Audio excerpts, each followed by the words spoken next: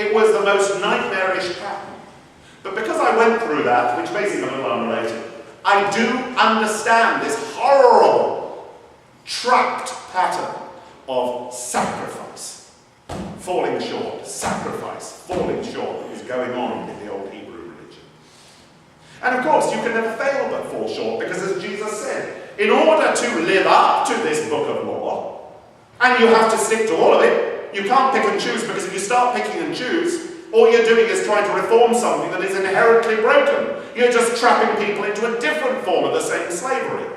In order to adhere to this, you've got to be so much better than the scribes and the Pharisees. Now, the people listening would have thrown up their hands in horror and thought, oh my goodness, these people spend all their days sticking to the law. What hope have I got? Which I guess was Jesus' point. Then Jesus picked out things which virtually everybody does. Nobody can avoid looking occasionally at somebody passing in the street and thinking, "Whoa," or words to that effect, you know? And Jesus knew that the people who were listening to him had looked at people in the street and thought, "Whoa." And he was telling them, well, look, according to this law, you are exactly the same as the adulterer. And what does it say happens to the adulterer? Well, he gets stoned to death. By this point, they were in horror. And they were ready to see the bankruptcy of the system that they had been following. And this is where Jesus is Saviour. Jesus is Saviour on more than just one level. Human beings operate on more than just one level. Now, I'm going to use some complicated terminology, which many of you may understand and know and be spouting back at me, but it's simple. Imagine I am hungry and I want to go to McDonald's to eat. All right. Well, the fact of me being hungry and deciding to go to McDonald's and eat comes under the general frame of what psychologists and philosophers and theologians call pragmatics. It's a practical solution to a problem that we've got. Okay. Well, most of the law effectively is pragmatic. It's a way where people in power were trying to control the behavior of the people beneath them, and effectively saying, well, we can't trust them to have any sort of relationship with God, therefore we've got to tell them what's good for them. In practical terms, base practical terms. I've just been reading Crossan, his book on the historical Jesus. It's very interesting and it's probably accurate. But he kind of misses the point. He is speaking on a factual level. Human beings operate only in the most superficial way on the factual. We do many things which are essential to us on a day-to-day basis on the factual level. You know we do. You have to know how to drive a car. But knowing the exact list of facts and the factual basis around Jesus is unnecessary to be able to draw meaning from Jesus.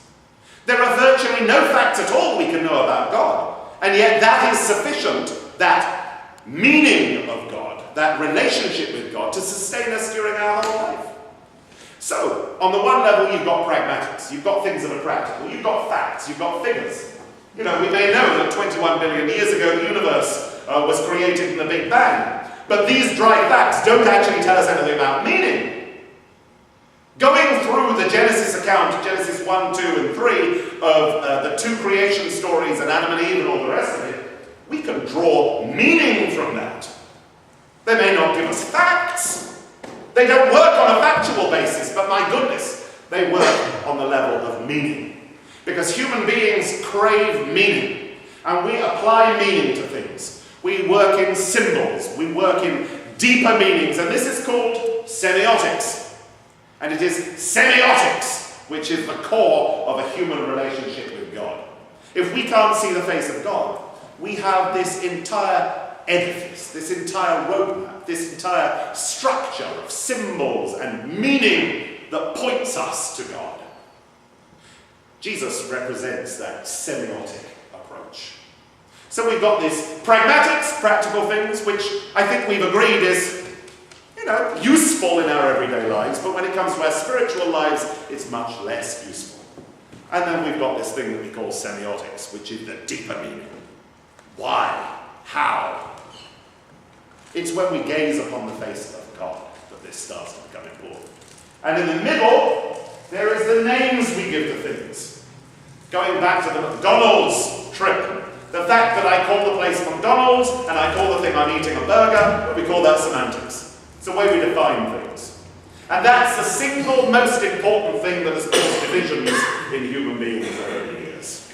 Because half the time we think we're talking about different things when we're talking about the same thing, and we think we're talking about the same thing when we're actually talking about different things. We are told that human language is a relatively new thing in evolution.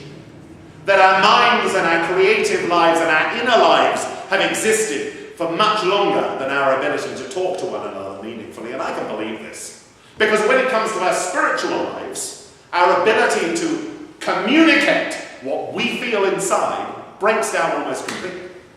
Our ability to communicate what we sense of God, what we sense of a relationship with Jesus Christ, breaks down. Now, the fact that we cannot articulate this does not mean it is not authentic.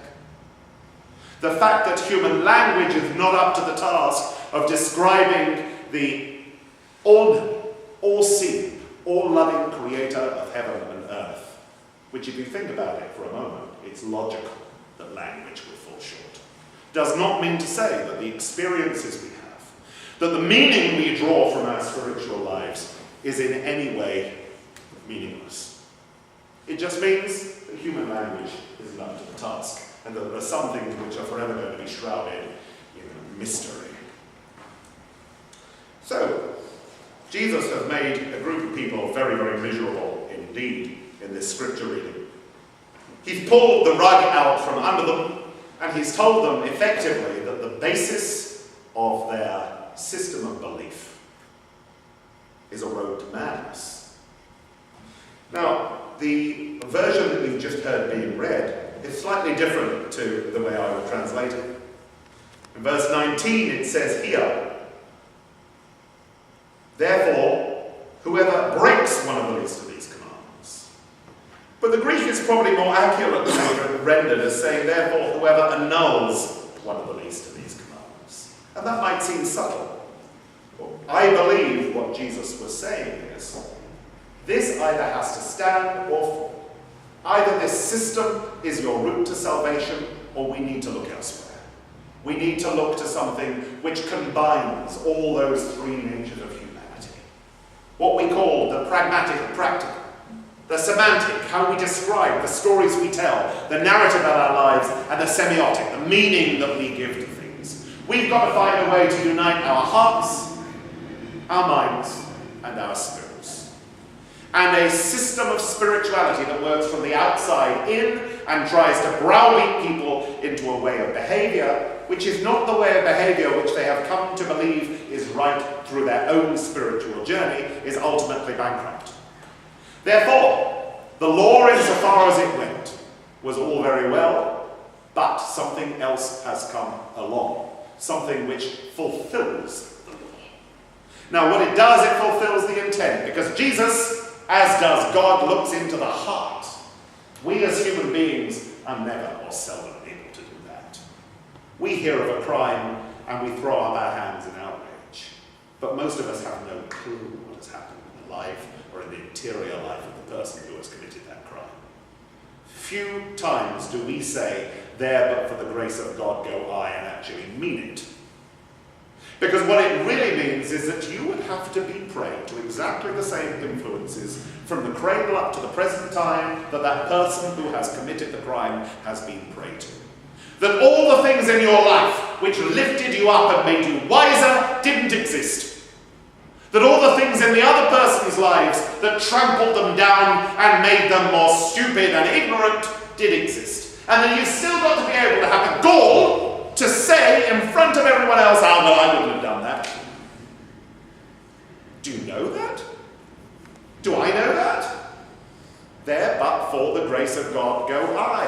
And we can thank God that God sees our hearts. And we can also thank God that Jesus sought to see our hearts, because Jesus reflected the divine. Jesus had within him the divine. Jesus was divine.